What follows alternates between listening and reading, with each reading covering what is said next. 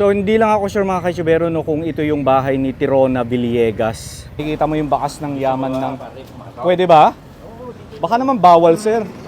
Pwede ba makita? Natutuwa ako sa staircase. Kita nyo naman.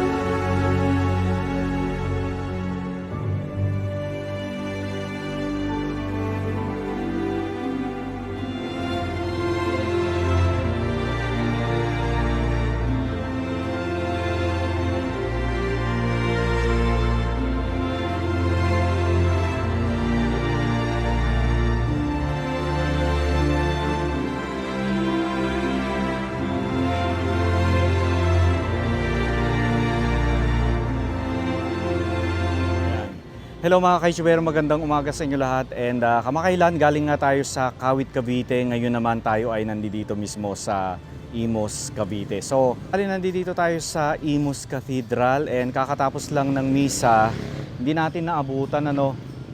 Pero bukas naman yung simbahan kaya halika, pasok tayo sa loob.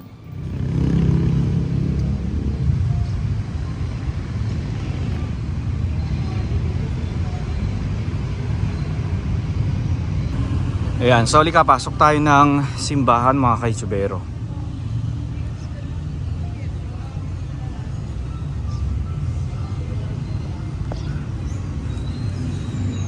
So ito yung historical marker ng Cathedral ng Imus. Ayan.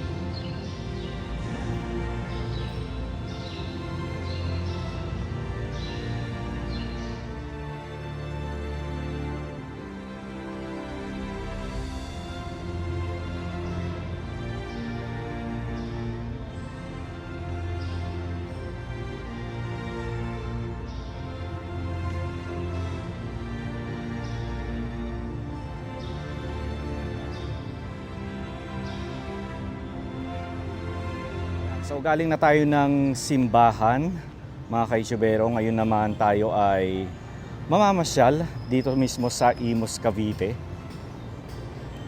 So maganda rin pala ang lugar ng Imus, Cavite, no? And marami ako nakikitang mga heritage building, mga heritage houses or ancestral houses. Tapos ang ganda pa ng kanilang plaza, oh. Ayan. So dito muna tayo sa Tahimik Street. Meron tayong pupuntahan na isang lumang bahay. Diba mga kaisubero, ang ganda oh. And in fairness, malinis ang Imus, Cavite. Diba? Ayan, so eto na yung Tahimik Street mga kaisubero.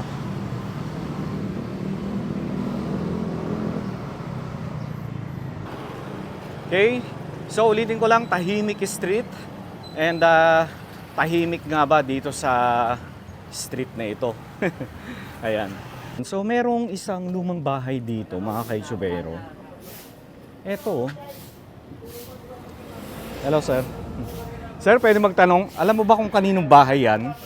Yan, sa Oo. Tropang Belia yan. Saan? Tropang Belia. Tropang Belia. Oo. Matatanda. Wala na, patay na may-ari na lahat. Ah, ganun. Ayan ngayon, nasa simbahan na ngayon yan. Oh, pag-aari na ng Pag-aari simbahan. ng simbahan yan, nabili na ng simbahan. Wow, tropang ano ulit? Belia. Belia. Boss, thank you po ah. Maraming salamat po. Tropang Belia. Halika, lapitan natin. Ano? Kasi itong bahay na ito ay napakaganda. Kita nyo naman kahit itong mismong bakod pa lang, napakaganda na. 'Di ba? Makikita mo yung bakas ng yaman ng... Pwede ba? Baka naman bawal, sir. Ah, okay. Oh, wow. May lumalabas dito, sir? Oo, dalawang bata. Dalawang bata. Alam mo ba, sir, ilang taon tong bahay na ito itinayo? Matagal na to, di ko alam. Hindi ko alam. Hindi pa ako pinapanganak nung tinayo to. Mga tatay Tropang ko. Belia. Oo. Ang ganda ng bahay. So, Spanish era pa to, sir, ano? Panahon pa ng mga Kastila. Panahon pa ng Kastila talaga Oo. to. May underground din yan. Ah, may underground din to, sir? Oo. Papuntang simbahan. Sa simbahan. Ah. Usually, ganun, sir, ano? Mga lumang bahay, mga mayayaman na tao noon, may underground sila papunta ng simbahan. Oo, si Lalim. Meron yan. Pwede makita? Hindi natin makikita na. So, sino po nakatira dito, sir, kayo? Caretaker na lang yan. Ah, Caretaker, caretaker ng na simbahan. lang. Oo. Caretaker ng simbahan. Oh, yun sila. Oh. Naglalaro dati. Masyadong ano. Parang masyadong ano to, mahirap. gawin, Oo. kasi kaya gusto nila yan na lang. I-restore nila. Oh, igibain na lang ng Simbahan. ayaw ng simbahan. I-renovate na lang siguro ng konti-unti. Oo. Oh. Dito sinushooting yung kay ano noon, kay Ramon Revilla, yung Pepe Agimat. Pepeng Agimat. Oo, marami na Ah, shoot. ganon. Maraming sinuting dito pelikula sa bahay na yan. Talaga po. So, pag-aari ng mga tropang Belia. So, isang mayamang mga tao nung araw, ano. Sa Imus yan. Oo. Kilalang tao yan. Isa sa mga mayaman dito sa Imus nung araw. Pero sayang yung bahay. Sayang. Okay, so ulitin lang natin. Ito yung dating bahay ng tropang Belia o Belia family, ano. So ngayon ay pag-aari na siya ng simbahan. Ayan. So dito yan sa Tahimik Street. Ayan, so nandito na tayo sa likuran ng simbahan ng Cathedral ng Imus. Ayan, so nandito nga tayo sa likuran ng Cathedral ng Imus. Tapos dito mayroong isang lumang lodge, Pilar Lodge, at mayroong historical marker. Ayan o.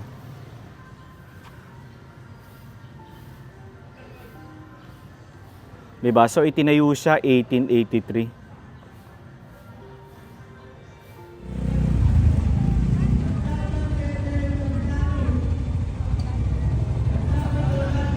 Ganda ng bahay, ano? So isa sa mga lumang bahay dito sa Imus.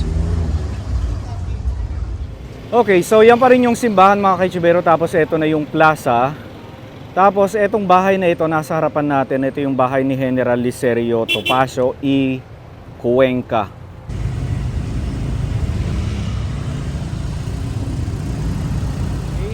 So ito yung kanyang historical marker. Basahin natin. Ayan o, General Licerio Topacio y Cuenca. So makabayan, revolusyonaryo, isinilang sa puok na ito noong Agosto 27, 1839. Isa sa mga unang kasapi ng Katipunan sa Cavite. Naging ministro de Fomento ng pamahalang revolusyonaryo. Nagplano at nagpatayo ng fortifikasyon ng makasaysayang tulay ng Zapote. Isa sa mga lumagda sa konstitusyon ng Biak na Bato noong 1897. Kagawad ng Kongreso ng Malolos noong 1899. Pinunong bayan ng Imus noong 1888 hanggang 1899, tapos 1890 hanggang 1891.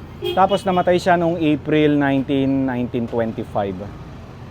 Okay, so ulitin ko lang, General Licerio Topacio y Cuenca House. So diretso tayo dito. So ito yung ano, yung plaza ng Imus. Mamaya punta tayo dyan sa plaza. So dito muna tayo. Kasi meron ding isang lumang bahay dito. So hindi ko kayang malibot lahat ng mga lumang bahay dito sa Imus. Kung ano lang yung makakaya natin, ano. Pero kung meron akong ma-missed, comment down below mga kaitsubero. At kung meron kayong alam ng mga lumang bahay na open sa public o pwede nating i-vlog ang loob ng bahay, comment kayo dito sa video na ito mga kaitsubero, okay? Ayan. So eto yata yung bahay ni ano, hindi ako nagkakamali, no?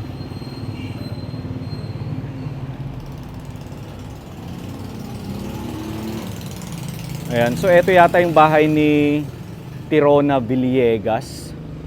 Na-research ko lang pero tanong natin ano. Tingnan natin kung may tao dito. Okay, so ulitin ko lang, yan yung plaza ng Imus. Tapos yun yung simbahan. Ito siya oh.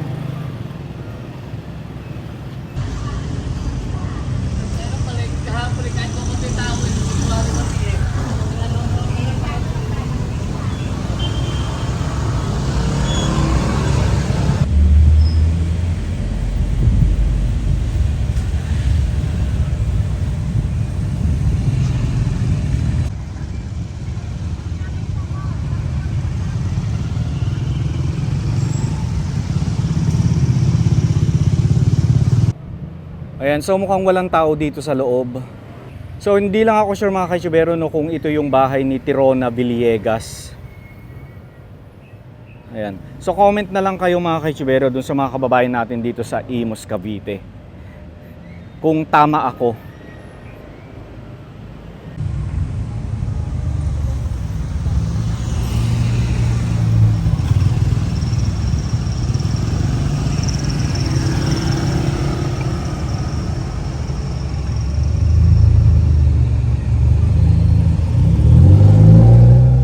Si General Licerio Topacio pala ito mga kaitsubero. So nakasulat alaala ng bayan ng Imus kay General Licerio Topacio at sa lahat ng kanyang mga bayani ng 96. So ang ganda rin ng plaza ng Imus, Cavite. Parang sa ano lang, yung pinanggalingan natin sa Binyan, Laguna, yung kanilang plaza. So maganda yung nasa Binyan, eto maganda rin ano. Talagang inaalagaan ng pamahalaan ng Imus. Ayan. Tapos mga kaitsubero, ito yung lumang municipal hall ng Imus, Cavite.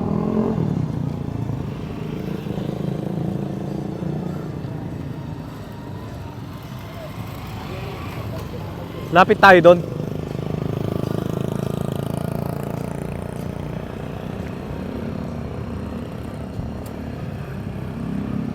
So etong structure na to bago. Pero ito yung kauna-unahan na municipal hall.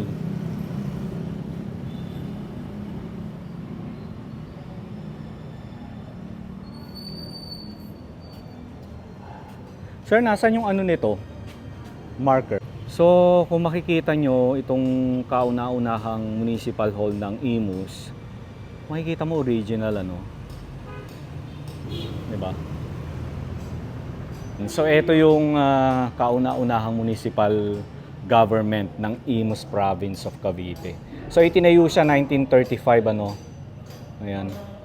Tapos Dominador M. Camerino ang presidente. Tapos Jeronimo naman Maluto vice president.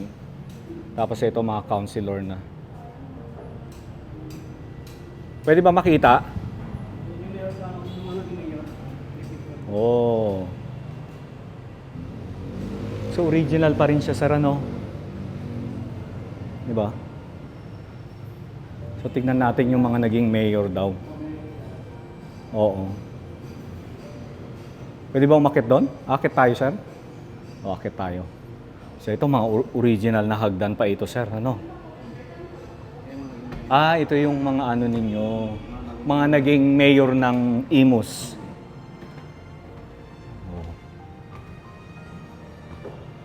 Oh, wow.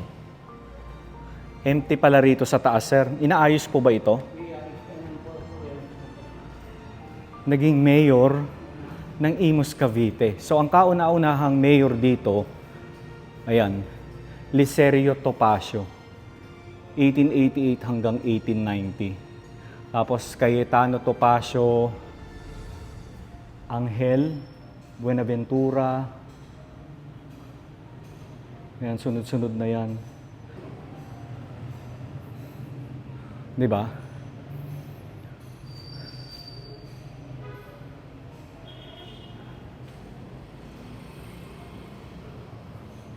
Natutuwa ako sa staircase, kita nyo naman.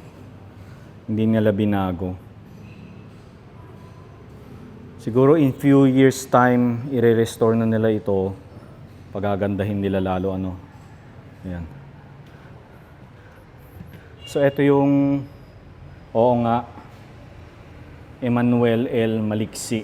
So yung nakaraang mayor. Pero sir, itong sahig hindi ito yung original, no? Tinakpan. Original yan. Ito ba yung original, sir? Ito ba? Ang original na kahoy. Oh, pero parang may nilagay, may pinatong. Pinasunog ito eh. Ah, okay. O nga, parang ano na lang siya. Anong tawag sa ganito? O, vinyl. Ayun o. Hindi na ito yung original eh. Ayun o. Ayun, ang original niya lumabas. Ayun o. Ba't tinakpan, sir? Ang ganda kaya? Oh. Marupok na kasi. Okay, okay. Okay, so nandito tayo mismo sa taas ng kauna-unahang Municipal Hall ng Imus, Cavite at talaga namang masasabi ko dito sa kanilang bayan ay napakaganda. Ano? Kasi makikita nyo naman talagang inaalagaan nila yung mga heritage. Ayan, so alam nyo, sa lahat ng bayan dito sa ating bansa, mahalaga talaga na yung ating mamumuno, yung ating mayor ay may pagpapahalaga sa mga heritage, di ba? Kasi nakikita ko dito sa Imus, Cavite, yung mga nakaraang naging mayor ay talagang sinusuportahan nila yung mga pagpipreserve ng mga heritage natin, ano? Ayan, especially dito nga sa Imus, Cavite.